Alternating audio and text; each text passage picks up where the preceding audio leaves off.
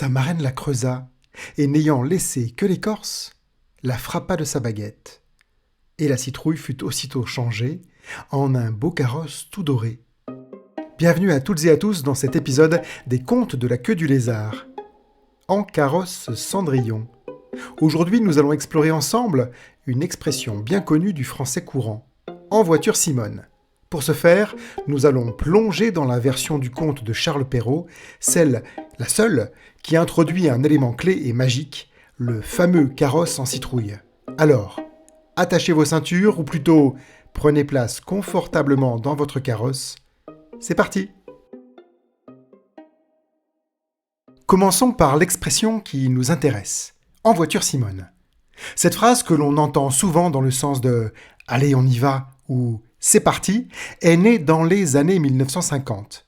C'est en réalité un hommage à une femme extraordinaire, Simone Louise de Pinet-de-Borde des Forêts, une des premières femmes à avoir obtenu son permis en France, mais surtout, l'une des premières femmes pilotes automobiles françaises. Simone participait à des courses automobiles dans un monde largement dominé par les hommes, et son talent a marqué les esprits. C'est d'ailleurs grâce à l'animateur de télévision Guy Lux que cette expression est devenue populaire et a été remise au goût du jour.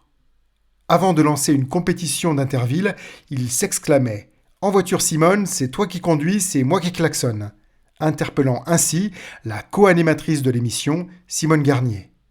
Une façon légère et joyeuse d'inviter à démarrer l'action, à passer à la vitesse supérieure. L'idée de monter dans un véhicule pour avancer vers quelque chose de nouveau est au cœur de cette expression. Et c'est exactement ce qui nous fait penser à Cendrillon, et plus précisément à la version que nous devons à Charles Perrault. Dans le conte de Cendrillon, plusieurs versions existent à travers le monde. Il y a celle des frères Grimm et bien d'autres versions, notamment en Asie, avec le célèbre conte vietnamien Tam et Tsam. Mais si nous devons nous souvenir d'une version qui contient un moyen de transport magique, c'est bien celle de Charles Perrault, écrite en 1697.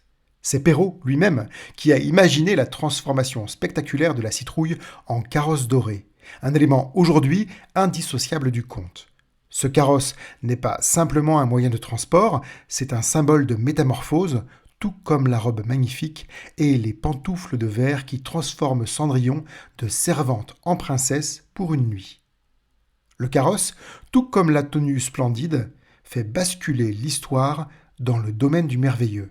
Et d'ailleurs, n'oublions pas que ce n'est sans doute pas un hasard que dans cette histoire d'amour, où l'on parlait à l'époque de transport amoureux, ce soit justement un véhicule qui mène l'héroïne vers son amour et peut-être vers son émancipation, son passage de la vie de servitude et d'invisibilisation dans les cendres vers une vie lumineuse. En rapprochant cette scène du carrosse de Cendrillon de l'expression « En voiture Simone, c'est toi qui conduis, c'est moi qui klaxonne », nous pouvons voir une similitude intéressante. Dans les deux cas, monter dans un véhicule, que ce soit une voiture moderne ou un carrosse magique, symbolise un passage à l'action, un changement d'état. Pour Simone, monter dans sa voiture de course signifiait s'élancer dans l'arène des compétitions, prête à affronter les obstacles et à prouver son talent dans un milieu masculin.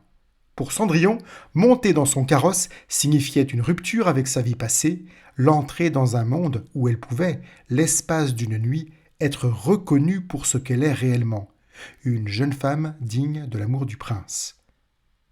Alors, pourquoi rapprocher ces deux expressions, en carrosse Cendrillon, en voiture Simone? C'est parce qu'elles partagent toutes deux l'idée de prendre les rênes de son destin, que ce soit à travers un carrosse enchanté ou une voiture de course. Ces véhicules deviennent des instruments de transformation et de liberté.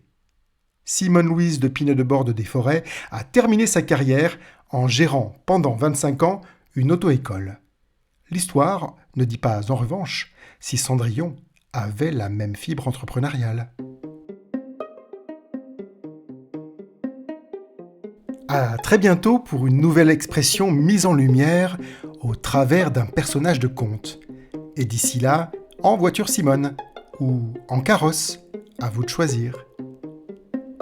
Merci d'avoir écouté cet épisode. S'il vous a plu, n'hésitez pas à déposer 5 étoiles sur votre plateforme d'écoute préférée. Si vous voulez en écouter d'autres, pensez à vous abonner. Vous pouvez aussi visiter le site laqueuedulézard.com. À bientôt pour de nouvelles expressions merveilleuses.